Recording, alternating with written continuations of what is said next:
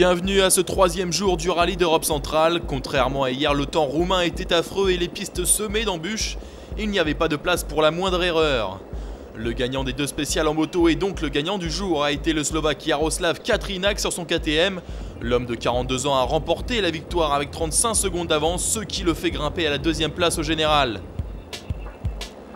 Après son gros problème de navigation hier, Cyril Després devait affronter le trafic très dense aujourd'hui.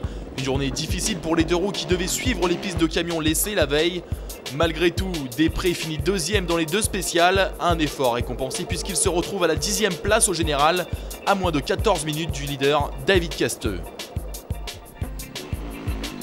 Casteux sur KTM a terminé seulement 3e aujourd'hui, se contentant de protéger son avance de 4 minutes. Francisco Lopez sur le Movistar KTM a bataillé avec la Yamaha de José Manuel Pellicer. Il finit 4e aujourd'hui, 9 secondes devant l'Espagnol et s'installe à la 3e place au général. Pellicer avec sa Yamaha était rapide aujourd'hui sur les routes détrempées, finissant 5e de l'étape, ce qui signifie qu'il pourrait éviter le trafic demain. Pellicer se trouve à plus de 3 minutes derrière son rival Lopez. Ginel de Villiers a surmonté cette étape roumaine et après ses problèmes hier, le Sud-Africain mourait d'envie de rattraper le temps perdu. Il a roulé à fond dans la première moitié de l'étape en sachant qu'il rattraperait les voitures les plus lentes sur la deuxième partie, une stratégie qui s'est avérée payante. De Villiers a fait le nécessaire pour s'adjuger la spéciale du matin et grâce à une 4e position cet après-midi, il remporte l'étape, revenant à la 5e place au général.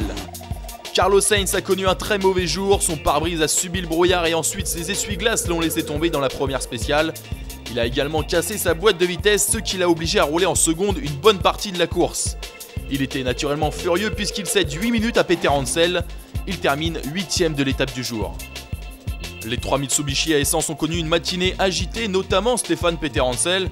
Il est entré en piste avec une maigre avance, mais avec tous ses rivaux faisant des erreurs, il sort de cette journée en leader de ce rallye. Stefan Peter Hansel quitte la Roumanie avec 2 minutes d'avance sur ses poursuivants.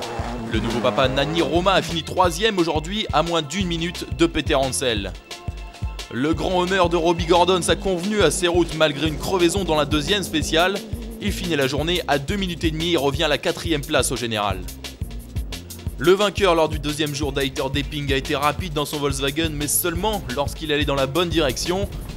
Malgré cette erreur de navigation, Depping a fini à seulement 4 secondes derrière Alphan, terminant 5e du jour et il reste à 2 minutes de Peter Hansel au classement général.